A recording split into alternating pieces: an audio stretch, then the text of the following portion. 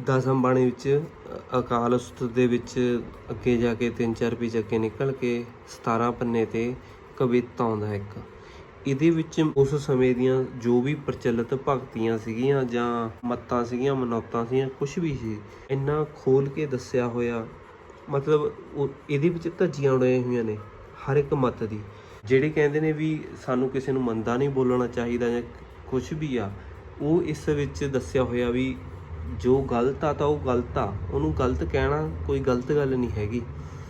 ਇਹਦੇ ਵਿੱਚ ਸਾਰਿਆਂ ਦਾ ਜ਼ਿਕਰ ਆ।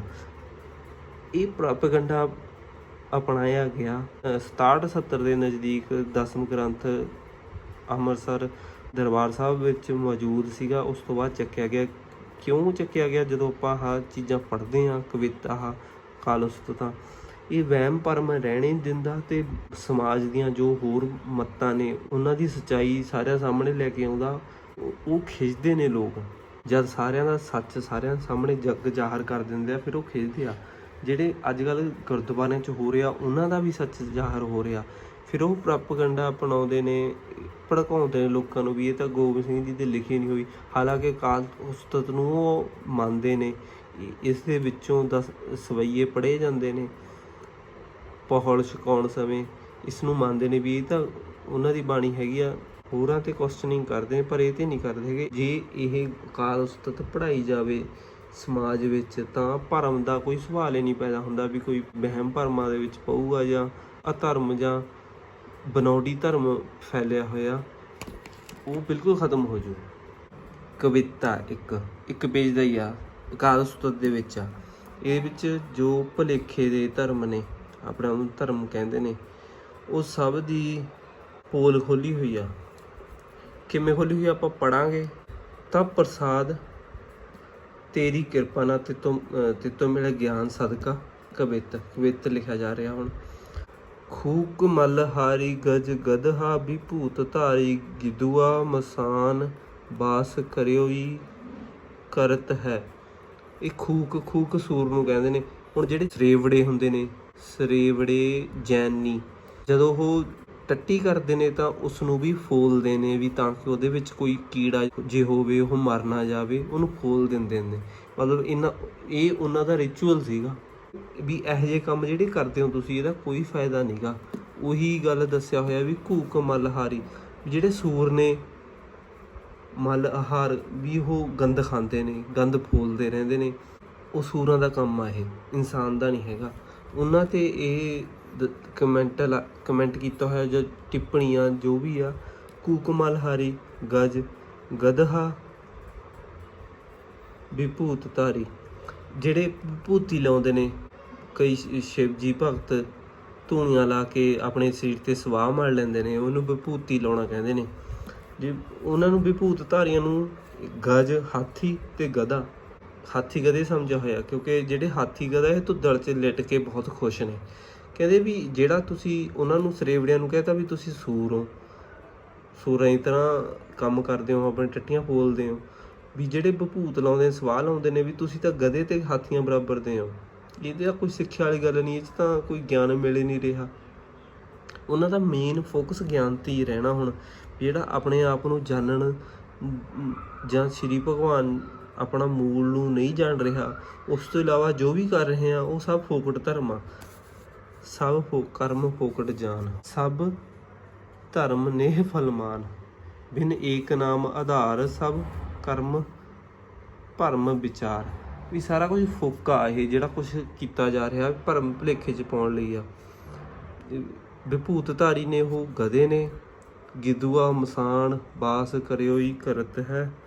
ਜਿਹੜਾ ਬਿੱਜੂ ਆ ਉਹ ਮੜੀਆਂ ਦੇ ਵਿੱਚ ਛੋਟੇ ਬੱਚੇ ਮਰ ਜਾਂਦੇ, ਛੋਟੇ ਬੱਚਿਆਂ ਨੂੰ ਅੱਗ ਨਹੀਂ ਲਾਇਆ ਜਾਂਦਾ। ਜਿਹੜਾ ਬਿੱਜੂ ਆ ਉਹ ਬੱਚਿਆਂ ਦੀਆਂ ਲਾਸ਼ਾਂ ਕੱਢ ਕੇ ਖਾ ਜਾਂਦਾ ਸੀਗਾ, ਉਹ ਮੜੀਆਂ ਦੇ ਵਿੱਚ ਰਹਿੰਦਾ ਹੁੰਦਾ। ਉਹਦੇ 'ਤੇ ਲਿਖਿਆ ਹੋਇਆ ਵੀ ਜਿਹੜਾ ਉਹ ਤਾਂ ਜਿਹੜੇ ਮੜੀਆਂ ਦੇ ਵਿੱਚ ਰਹਿੰਦੇ ਨੇ ਸਾਧ, ਉਹਨਾਂ ਨੂੰ ਬਿੱਜੂ ਕਿਹਾ ਹੋਇਆ ਵੀ ਬਿੱਜੂ ਵੀ ਤਾਂ ਮੜੀਆਂ 'ਚ ਬੈਠੇ ਹੀ ਹੁੰਦਾ ਲੁਕਿਆ ਹੋਇਆ।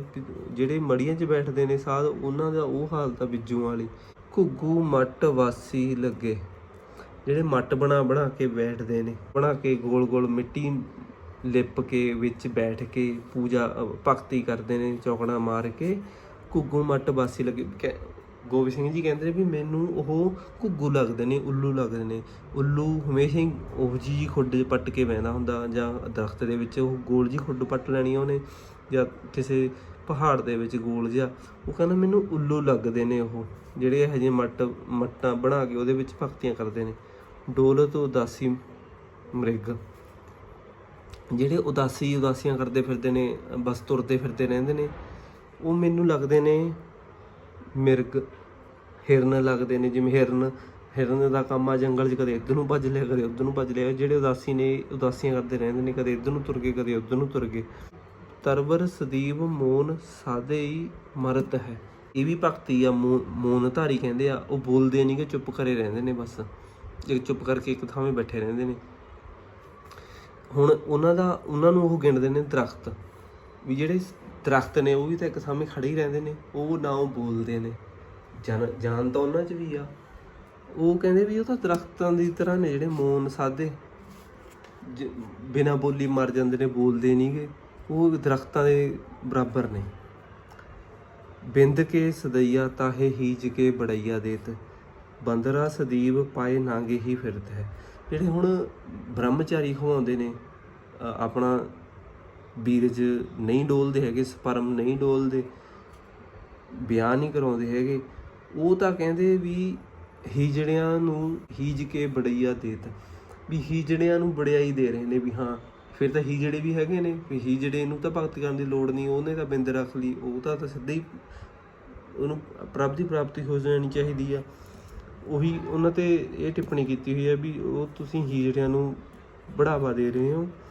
ਬੰਦਰਾ ਸਦੀਵ ਪਾਏ ਨਾਂਗੇ ਹੀ ਫਿਰਦਾ, ਵੀ ਜਿਹੜਾ ਬਾਂਦਰ ਆ ਉਹ ਨੰਗੇ ਪੈਰੀਂ ਫਿਰਦਾ ਹਮੇਸ਼ਾ, ਉਹਨੇ ਕਿਹੜਾ ਜੁੱਤੀ ਪਾਈ ਹੁੰਦੀ ਹੈ। ਇਹ ਫੇਰ ਜੈਨੀਆਂ ਤੇ ਆਇਆ ਜਿਹੜੇ ਨੰਗੇ ਪੈਰੀ, ਉਹਨਾਂ ਦਾ ਧਰਮ ਦੇ ਵਿੱਚ ਨੰਗੇ ਪੈਰੀ ਤੁਰਨਾ ਕਿਹਾ ਜਾਂਦਾ ਨਾ, ਵੀ ਜੁੱਤੀ ਨਹੀਂ ਪਾਉਣੀ ਹੈਗੀ। ਕੋਈ ਚੀੜੀ ਜਾਂ ਕੋਈ ਹੋਰ ਜਾਨਵਰ, ਕੀੜਾ ਮਕੌੜਾ ਪੈਰਾਂ ਥੱਲੇ ਆ ਕੇ ਮਰ ਜਾਊਗਾ, ਉਹਨਾਂ ਨੂੰ ਬਾਂਦਰ ਕਿਹਾ ਗਿਆ। ਵੀ ਬਾਂਦਰ, ਜਿਵੇਂ ਬਾਂਦਰ ਜੰਗਲਾਂ ਦੇ ਵਿੱਚ ਜੁੱਤੀ ਨਹੀਂ ਪਾਉਂਦੇ ਹੈਗੇ, ਨੰਗੇ ਪੈਰੀ ਫਿਰਦੇ ਨੇ, ਵੀ ਇਸੇ ਤਰ੍ਹਾਂ ਉਹ ਸਰੇ ਬੜੇ ਜਾਂ ਜੈਨ ਨਹੀਂ ਫਿਰਦੇ ਨੇ।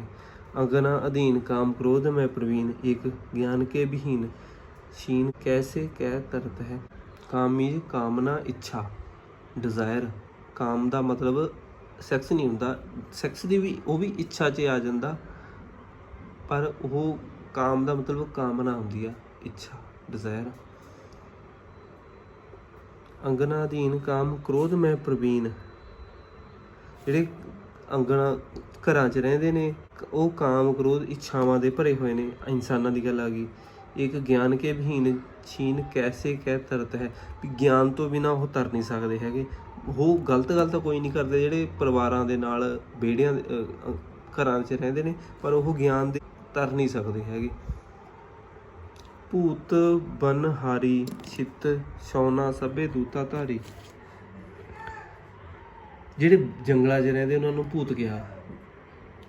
ਸੁੰਨਸਾਨ ਦੇ ਵਿੱਚ ਰਹਿਣੇ ਵਾਲੇ ਜੰਗਲਾਂ ਦੇ ਵਿੱਚ ਚਲੇ ਜਾਂਦੇ ਨੇ ਘਰ-ਬਾਰ ਛੱਡ ਕੇ। ਭੂਤ ਬਨ ਹਾਰੀ, ਜੰਗਲਾਂ 'ਚ। ਛਿੱਤ ਛੌਣਾ ਸਭੇ ਦੂਧਾ ਧਾਰੀ, ਕਿ ਦੂਧਾ ਧਾਰੀ ਵੀ ਇੱਕ ਕਿਸਮ ਦੀ ਭਗਤੀ ਆ। ਉਹ ਮੀਟ ਮਾਸ ਨਹੀਂ ਖਾਂਦੇ, ਦੁੱਧ ਪੀਂਦੇ ਨੇ ਜਾਂ ਪੱਤੇ ਜਾਂ ਕੁਛ ਵੀ ਆ। ਦੁੱਧ ਧਾਰੀ ਕਹਾਉਂਦੇ ਨੇ ਆਪਣੇ ਆਪ ਨੂੰ। ਜਿਵੇਂ ਕਹਿੰਦੇ ਇਨਫੈਂਟ ਹੁੰਦਾ, ਸ਼ਿਸ਼ੂ, ਵੀ ਉਹ ਸ਼ਿਸ਼ੂ ਆ। ਸ਼ਿਸ਼ੂ ਵੀ ਤਾਂ ਦੁੱਧੇ ਚੁੰਘਦਾ ਆਪਣੀ ਮਾਂ ਦਾ, ਉਹ ਦੁੱਧ 'ਤੇ ਸਹਾਰੇ ਆ। ਜਿਹੜੇ ਆਪਣੇ ਨੂੰ ਦੁੱਧਾਧਾਰੀ ਕਹਾਉਂਦੇ ਨੇ ਉਹ ਤਾਂ ਇਨਫੈਂਟ ਨੇ, ਸ਼ੀਸ਼ੂ ਨੇ। ਇਹ ਤਾਂ ਕੋਈ ਭਗਤੀ ਨਹੀਂ ਹੈਗੀ। ਜਿਹੜੇ ਬਨਹਾਰੀ ਨੇ, ਜੰਗਲਾਂ 'ਚ ਰਹਿੰਦੇ ਨੇ, ਉਹ ਭੂਤ ਨੇ। ਦੁੱਧਾਧਾਰੀ ਪੌਣ ਕੇ ਆਹਾਰੀ ਸੋ ਭਿਅੰਗ ਜਾਨੀਅਤ ਹੈ। ਹੁਣ ਇਹ ਕਈ ਪੌਣਾ ਆਹਾਰੀ ਕਹਾਉਂਦੇ ਨੇ ਆਪਣੇ ਉਹਨੂੰ, ਵੀ ਹਵਾ ਖਾਣਾ ਪਾਣੀ ਛੱਡ ਕੇ ਹਵਾ ਦੇ ਆਸਰੇ ਜਿਉਂਦੇ ਨੇ। ਉਹ ਕਹਿੰਦੇ ਵੀ ਜਿਹੜਾ ਸੱਪ ਆ ਉਹ ਜਦ ਖੁੱਡ 'ਚ ਵੜ ਜਾਂਦਾ, ਸਿਆਲ ਖੁੱਡ 'ਚ ਰਹਿੰਦਾ, ਫਿਰ ਉਹ ਕੁਛ ਨਹੀਂ ਖਾਂਦਾ, ਉਹ ਹਵਾ ਦੇ ਸਹਾਰੇ ਰਹਿੰਦਾ। ਵੀ ਜਿਹੜੇ ਪੌਣ ਕੇ ਹਾਰੀ ਸੋ ਭਿਅੰਗ ਜਾਨੀਅਤ ਹੈ, ਵੀ ਉਹਨੂੰ ਸੱਪ ਜਾਣੋ। ਸੱਪ ਵੀ ਤਾਂ ਹਵਾ ਦੇ ਸਹਾਰੇ ਰਹਿੰਦਾ। ਇਹ ਕੋਈ ਭਗਤੀ ਨਹੀਂ ਹੈਗੀ, ਇਹ ਤਾਂ ਜਾਨਵਰ ਵਾਲੀਆਂ ਗੱਲਾਂ ਨੇ। ਕਹਿੰਦੇ ਤ੍ਰਿਣ ਕੇ ਭਛਈਆ ਧਨ ਲੋਭ ਕੇ ਤਜਈਆ, ਆਪਣੇ ਆਪ ਨੂੰ ਤਿਣ ਸਮਝਣ ਵਾਲੇ, ਧਨ ਤੇ ਲੋਭ ਨੂੰ ਤਜਈਆ, ਧਨ ਦੇ ਲੋਭ ਨੂੰ ਛੱਡ ਦੇਣੇ ਵਾਲੇ। ਤੇ ਤੂੰ ਗਊਨ ਕੇ ਜਈਆ ਬ੍ਰਿਖ ਭਈਆ ਮਾਨੀਅਤ ਹੈ, ਵੀ ਉਹ ਤਾਂ ਗਊ ਦੇ ਜਾਏ, ਜਿਵੇਂ ਬਲਦ ਹੁੰਦੇ ਨੇ ਦਰਵੇਸ਼ ਜਿਹੇ ਵਿਚਾਰੇ, ਉਹ ਉਹਨਾਂ ਬਰਾਬਰ ਦੇ ਨੇ ਜਿਹੜੇ ਕਹਿੰਦੇ ਨੇ ਵੀ ਅਸੀਂ ਤਾਂ ਜੀ ਮਾਇਆ ਛੱਡਤੀ ਹੈ, ਸਾਨੂੰ ਕੋਈ ਪੈਸੇ ਦਾ ਲੋਭ ਲਾਲਚ ਨਹੀਂ ਹੈਗਾ, ਵੀ ਇਹਦਾ ਵਰਤਣ ਵਾਲੀ ਚੀਜ਼ ਆ, ਇਹਨੂੰ ਵਰਤਣਾ ਵੀ ਚਾਹੀਦਾ ਹੈ, ਨਹੀਂ ਵੀ ਹਮੇਸ਼ਾ ਬਿਲਕੁਲ ਛੱਡ ਕੇ ਬਹਿ ਜਾਣਾ। ਨਭ ਕੇ ਉਡਈਆ ਤਾਹੇ ਪੰਛੀ ਕੀ ਵਡਈਆ ਦੇ ਜਿਹੜੇ ਕਵੀ ਨੇ ਕਈ ਵੱਡੇ ਵੱਡੇ ਖਿਆਲ ਲਿਖਦੇ ਨੇ, ਉਹ ਐਵੇਂ ਪੰਛੀਆਂ ਦੀ ਤਰ੍ਹਾਂ ਉਡਾਨਾਂ ਮਾਰਦੇ ਨੇ ਉੱਚੀਆਂ ਉੱਚੀਆਂ, ਵੀ ਤੂੰ ਐਵੇਂ ਆ, ਪਰਮੇਸ਼ਰ ਨੂੰ ਲਿਖਦੇ ਨੇ ਵੀ ਉਹ ਪੰਛੀ ਨੇ, ਪੰਛੀਆਂ ਦੇ ਉੱਤੇ ਉਹਨਾਂ ਦੇ ਕੋਈ ਹੋਰ ਵੱਡੀ ਗੱਲ ਨਹੀਂ ਹੈਗੀ। ਬਗੁਲਾ ਬਿੜਾਲ ਬ੍ਰਿਗ ਧਿਆਨ ਠਾਨੀਅਤ ਹੈ। ਬਗਲਾ ਬਿੜਾਲ ਬਿੱਲਾ ਬ੍ਰਿਕ ਬਘਿਆੜ, ਇੱਕ ਬਗਲਾ ਬਿੱਲਾ ਤੇ ਬਘਿਆੜ ਇਹ ਧਿਆਨ ਲਾ ਕੇ ਸ਼ਿਕਾਰ ਕਰਦੇ ਨੇ। ਹੁਣ ਜਿਹੜੇ ਧਿਆਨ ਲਾ ਕੇ ਬੈਠਦੇ ਨੇ, ਚਾਹੇ ਪੰਡਤ ਹੋਵੇ ਜਾਂ ਕੁਛ ਵੀ, ਅੱਖਾਂ ਮੀਚ ਕੇ ਧਿਆਨ ਲਾ ਕੇ ਸਮਾਧੀ ਲਾਉਂਦੇ ਨੇ, ਉਹਨਾਂ ਤੇ ਟਿੱਪਣੀਆਂ ਵੀ ਇਹ ਬਗਲਾ ਬਿੜਾਲ ਤੇ ਬ੍ਰਿਕ ਬਘਿਆੜ ਨੇ, ਇਹ ਕੋਈ ਭਗਤੀ ਨਹੀਂ ਹੈਗੀ ਧਿਆਨ ਲਾਉਣਾ। ਜੇਤੋਂ ਬੜੇ ਗਿਆਨੀ ਤਿਨੋਂ ਜਾਨੀ ਪੈ ਬਖਾਨੀ ਨਾਹੇ, ਐਸੇ ਨਾ ਪ੍ਰਪੰਚ ਮਨ ਭੂਲ ਆਨੀਅਤ ਹੈ। ਇਹ ਸਿੱਖ ਨੂੰ ਉਪਦੇਸ਼ ਆ।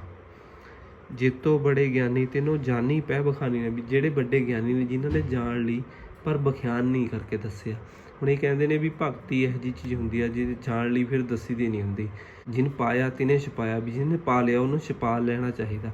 ਪਰ ਇਹ ਉਲਟ ਦੱਸਦੇ ਨੇ ਹਿੰਦੂ ਮਤ ਤੋਂ, ਵੀ ਜਿਹੜੇ ਇਹ ਤਾਂ ਦੱਸੀ ਦੀ ਹੁੰਦੀ ਆ ਲੋਕਾਂ ਨੂੰ, ਜਿਹਨੂੰ ਸੱਚ ਪਤਾ ਲੱਗ ਗਿਆ ਉਹਨੂੰ ਬਖਿਆਨ ਕਰਕੇ ਦੱਸਣਾ ਹੀ ਪੈਣਾ, ਉਹਨੂੰ ਦੱਸਣਾ ਚਾਹੀਦਾ, ਉਹਦਾ ਫਰਜ਼ ਆ।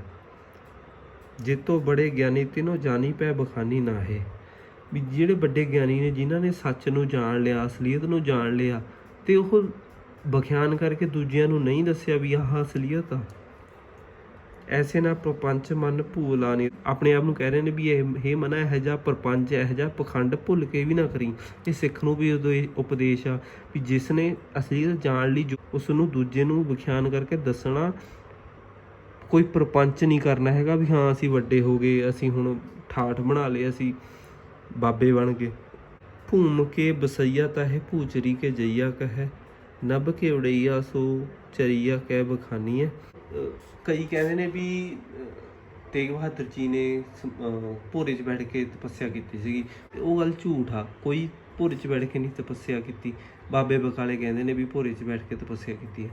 ਜੇ ਉਹਨਾਂ ਨੇ ਭੋਰੇ 'ਚ ਬੈਠ ਕੇ ਕੀਤੀ ਹੁੰਦੀ ਤਾਂ ਆਹ ਕੀ ਲਿਖ ਰਹੇ ਨੇ, ਭੂਮ ਕੇ ਬਸਈਆ ਤਾਹੇ ਭੂਚਰੀ ਕੇ ਜਈਆ ਕਹੈ, ਵੀ ਜਿਹੜੇ ਜ਼ਮੀਨਾਂ 'ਚ ਪੱਟ ਕੇ ਭੋਰੇ ਭੂਮੀ 'ਚ ਵਸ ਰਹੇ ਨੇ, ਭੋਰਿਆਂ 'ਚ ਵਸ ਰਹੇ ਨੇ, ਭੂਮ ਕੇ ਬਸਈਆ ਤਾਹੇ ਭੂਚਰੀ ਕੇ, ਉਹਨੂੰ ਸੂਗਣੀ, ਭੂਚਰੀ ਮਤਲਬ ਸੂਗਣੀ ਜਾਂ ਚੂਹੀ ਦੇ ਜਈਏ ਕਹੋ, ਜਿਵੇਂ ਚੂਹੇ ਧਰਤੀ ਖੁੱਡਾ ਵੱਟ ਕੇ ਬੈਠਦੇ ਨੇ ਐਵੇਂ ਬੈਠੇ ਨੇ ਉਹ ਤਾਂ ਸੂਗਣੀ ਦੇ ਬੱਚੇ ਨੇ ਜਾਂ ਚੂਹੀ ਦੇ ਬੱਚੇ ਨੇ। ਤਾਂ ਅਸਲੀ ਭਗਤੀ ਹੈ ਹੀ ਨਹੀਂ ਵੀ, ਇਹ ਅਸਲੀ ਭਗਤੀ ਨਹੀਂ, ਉਹ ਤਾਂ ਚੂਹਿਆਂ ਵਾਲੇ ਕੰਮ ਨੇ ਇਹ ਭੋਰੇ ਪੱਟ ਕੇ ਬੈਠਣਾ। ਉਹਨੂੰ ਭੂਚਰੀ ਦੇ ਜਈਏ ਕਹੋ, ਚੂਹੇ ਦੇ ਬੱਚੇ ਕਹੋ। ਨਭ ਕੇ ਉੜਈਆ ਸੋ ਚਰਈਆ ਕਹਿ ਬਖਾਨੀ ਹੈ। ਜਿਹੜੇ ਕਵੀ ਵੱਡੇ ਵੱਡੇ ਖਿਆਲ ਲਿਖ ਕੇ ਪਰਮੇਸ਼ਰ ਬਾਰੇ ਦੱਸਦੇ ਨੇ, ਉਹਦਾ ਐਂ ਆ ਵੀ ਜਿਵੇਂ ਚਿੜੀ ਉੱਡਦੀ ਹੁੰਦੀ ਆ ਅਸਮਾਨ ਦੇ ਵਿੱਚ, ਚਿੜੀ ਕਹੋ ਵੀ ਉਹ ਵੀ ਤਾਂ ਉੱਡਦੀ ਆ, ਉਹ ਆਪਣੇ ਖਿਆਲ ਉਡਾਈ ਜਾਂਦੇ ਨੇ। ਚਰਈਆ ਕਹਿ ਬਖਾਨੀ ਹੈ। ਫਲ ਕੇ ਪਛਈਆ ਤਾਹੇ ਬਾਂਦਰੀ ਕੇ ਜਈਆ ਕਹੈ, ਆਦਿਸ ਫਿਰਈਆ ਤੇ ਤੋ ਭੂਤ ਕਹਿ ਪਛਾਨੀ ਹੈ। ਜਿਹੜੇ ਫਲ ਖਾਂਦੇ ਜੰਗਲਾਂ 'ਚ ਫਲ ਖਾ ਕੇ ਗੁਜ਼ਾਰਾ ਕਰਦੇ ਨੇ, ਉਹਨਾਂ ਨੂੰ ਤਾਂ ਬਾਂਦਰੀ ਦੇ ਜਈਆ, ਬਾਂਦਰੀ ਦੇ ਬੱਚੇ ਕਹੋ। ਬਾਂਦਰੀ ਦੇ ਬੱਚੇ ਵੀ ਤਾਂ ਕੇਲੇ ਕੂਲੇ ਫਰੂਟ ਖਾਂਦੇ ਹੀ ਨੇ। ਇਹ ਕੋਈ ਭਗਤੀ ਨਹੀਂ ਹੈਗੀ। ਬਾਂਦਰੀ ਕੇ ਜਈਆ ਹੈ। ਆਦਿਸ ਫਿਰਈਆ, ਆਦਿਸ ਮਤ ਵੀ ਅਸੀਂ ਕਿਸੇ ਨੂੰ ਦਿਖਣਾ ਨਹੀਂ ਹੈਗਾ, ਨਾ ਸਾਨੂੰ ਕੋਈ ਇਨਸਾਨ ਦਿਖ ਜਾਵੇ, ਨਾ ਅਸੀਂ ਕਿਸੇ ਨੂੰ ਦਿਖਣਾ, ਪੂਰੇ ਲੁਕ ਕੇ ਰਹਿੰਦੇ ਨੇ। ਤੇ ਤੋਂ ਭੂਤ ਕਹਿ ਪਛਾਣੀਏ, ਵੀ ਉਹਨਾਂ ਨੂੰ ਭੂਤ ਕਹਿ ਕੇ ਪਛਾਣੋ, ਇਹ ਕੋਈ ਭੂਤ ਭਗਤੀ ਨਹੀਂ ਹੈਗੀ। ਜਲ ਕੇ ਤਰੀਆ ਕੋ ਗੰਗੇਰੀ ਸੀ ਕਹਿਤ ਜਾ, ਇੱਕ ਗੰਗੇਰੀ ਕੀੜਾ ਉਹ ਪਾਣੀ ਦੇ ਉੱਤੇ ਭੱਜਦਾ ਸਪੀਡ ਨਾਲ। ਜਿਹੜੇ ਜਲ ਦੇ ਕੇ ਤਰੀਆ ਕੋ ਗੰਗੇਰੀ ਸੀ ਕਹਿਤ ਜਗ, ਆ ਕੇ ਪਛਈਆ ਕੋ ਚਕੋਰ ਸਮ ਮਾਨੀਏ। ਪਾਣੀ 'ਚ ਬੈਠ ਕੇ ਵੀ ਭਗਤੀਆਂ ਕਰਦੇ ਨੇ, ਸਮਾਧੀਆਂ ਲਾਉਂਦੇ ਨੇ। ਉਹ ਕਹਿੰਦੇ ਜਿਹੜਾ ਪਾਣੀ 'ਚ ਰਹਿੰਦਾ ਤੇ ਪਾਣੀ ਦੇ ਉੱਤੇ ਤੈਰਦਾ ਉਹਨੂੰ ਤਾਂ ਗੰਗੇਰੀ ਕਹਿੰਦੇ ਨੇ। ਉਹ ਗੰਗੇਰੀਓ ਨੇ, ਉਹ ਕੀੜੇ ਦੇ ਵਾਂਗੂ ਨੇ ਜਿਹੜੇ ਪਾਣੀ 'ਚ ਬੈਠ ਕੇ ਭਗਤੀਆਂ ਕਰਦੇ ਨੇ। ਹੁਣ ਕਈ ਅੱਗ 'ਚ ਬੈਠ ਕੇ ਭਗਤੀਆਂ ਕਰਦੇ ਨੇ। ਆਖੇ ਪਛਈਆ ਸੋ ਚਕੋਰ ਸਮ ਮਾਨੀਏ, ਜਿਹੜੀ ਚਕੋਰ ਆ ਸੂਰਜ ਚੱਕਵੀ, ਉਹ ਸੂਰਜ ਵੱਲ ਝਾਕਦੀ ਰਹਿੰਦੀ ਆ। ਉਹ ਕਹਿੰਦੇ ਉਹ ਤਾਂ ਚੱਕਵੀ ਜਾਂ ਚਕੋਰ ਵਰਗੇ ਨੇ ਜਿਹੜੇ ਅੱਗ 'ਚ ਬੈਠ ਕੇ ਭਗਤੀਆਂ ਕਰਦੇ। सूरज सवैया ताहे कौल की बढ़ाए तो चंद्रमा सवैया को कवि कह पहचानी। ਸੂਰਜ ਦੀ ਭਗਤੀ ਕਰਦੇ ਨੇ, ਉਹਨੂੰ ਕਮਲ ਕਹੋ। ਕਮਲ ਦਾ ਫੁੱਲ ਸੂਰਜ ਦੇ ਸਹਾਰੇ ਖਿੜਦਾ ਪਾਣੀ ਦੇ ਵਿੱਚ, ਚਿੱਕੜ ਦੇ ਵਿੱਚ। ਸੂਰਜ ਨੂੰ ਸਰੇਵਦੇ ਨੇ, ਉਹ ਤਾਂ ਕਮਲ ਨੇ, ਉਹਨੂੰ ਕਮਲ ਕਹੋ। ਕਮਲ ਦਾ ਫੁੱਲ ਬਸ, ਉਸ ਤੋਂ ਵੱਧ ਕੇ ਹੋਰ ਕੁਛ ਨਹੀਂਗਾ। ਚੰਦਰਮਾ ਸਵਈਆ ਕੋ ਕਵੀ ਕਹਿ ਪਛਾਣੀ। ਜਿਹੜੇ ਕਵੀ ਨੇ ਉਹ ਚੰਦਰਮਾ ਦੀ ਬਹੁਤ ਵਡਿਆਈ ਕਰਦੇ ਨੇ ਕਿਸੇ ਦੀ ਵੀ, ਜਾਂ ਜੇ ਕਿਸੇ ਨੇ ਇਸਤਰੀ ਦਾ ਕਹਿਣਾ ਵੀ ਤੇਰਾ ਮੁਖੜਾ ਚੰਨ ਵਰਗਾ।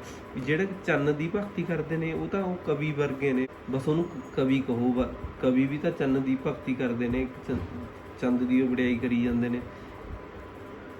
ਚੰਦ ਦੀ ਭਗਤੀ ਕਰਨ ਵਾਲੇ ਤਾਂ ਕਵੀ ਨੇ, ਉਸ ਤੋਂ ਵੱਧ ਕੁਛ ਨਹੀਂ ਗੇ।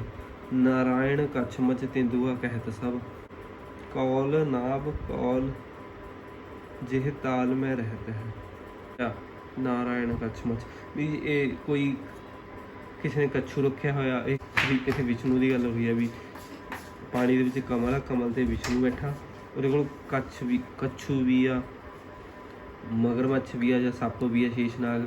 ਇਹ ਕਹਿੰਦੇ ਕੀ ਵੱਡੀਆਂ ਗੱਲਾਂ ਨੇ। ਨਾਰਾਇਣ ਕੱਛ ਮੱਛ ਤੇਂਦੂਆ ਕਹਿਤ ਸਭ, ਕੌਲ ਨਾਭ ਕੌਲ ਜੇ ਤਾਲ ਮੈਂ ਰਹਿਤ। ਇਹਦਾ ਤਲਾਬ ਦੇ ਵਿੱਚ ਹੁੰਦੀਆਂ ਨੇ ਚੀਜ਼ਾਂ। ਕੱਛੂ ਹੋ ਗਿਆ, ਸੱਪ ਹੋ ਗਿਆ, ਕਮਲ ਹੋ ਗਿਆ। ਇਹਦੇ 'ਚ ਕੀ ਵੱਡੀ ਗੱਲ ਆ ਜੇ ਉਹਨਾਂ ਕੋਲ ਹੈਗੇ ਨੇ। ਇੱਕ ਟਿੱਪਣੀ ਕੀਤੀ ਹੋਈ ਆ, ਗੋਪੀਨਾਥ ਗੁਜਰ ਗੋਪਾਲ ਸਭੇ ਧੇਨ ਚਾਰੀ, ਰਿਸ਼ੀਕੇਸ਼ ਨਾਮ ਕੇ ਮਹੰਤ ਲਹੀਅਤ ਹੈ। ਗੋਪੀਨਾਥ ਗੋਪਾਲੇ ਕਈ, ਗੁੱਜਰ ਵੀ ਮੈਸਾਂ ਚਾਰਦੇ ਨੇ, ਗੋਪਾਲ ਗਊਆਂ ਚਾਰਨੇ ਵਾਲੇ, ਸਭੇ ਧੇਨ ਚਾਰੀ ਸਭੇ ਗਊਆਂ ਨੂੰ ਚਾਰਦੇ ਨੇ। ਰਿਸ਼ੀਕੇਸ਼ ਨਾਮ ਦੇ ਕਈ ਮਹੰਤ ਮੰਨੇ ਜਾਂਦੇ ਨੇ। ਹੁਣ ਇਹ ਕ੍ਰਿਸ਼ਨ ਤੇ ਅਟੈਕ ਆ ਵੀ ਕ੍ਰਿਸ਼ਨ ਨੂੰ ਕਹਿੰਦੇ ਨੇ ਵੀ ਤੂੰ ਉਹ ਗਾਵਾਂ ਚਾਰਦਾ ਹੁੰਦਾ ਸੀਗਾ ਬੰਸਰੀ ਵਜਾ ਕੇ। ਕਹਿੰਦੇ ਹੁਣ ਜਿਹੜੇ ਕਈ ਗੋਪੀਨਾਥ ਨੇ, ਗੁੱਜਰ ਨੇ, ਜਾਂ ਗਊਆਂ ਨੂੰ ਪਾਲਣ ਵਾਲੇ, ਉਹ ਵੀ ਤਾਂ ਗਊਆਂ ਚਾਰਦੀ ਨੇ।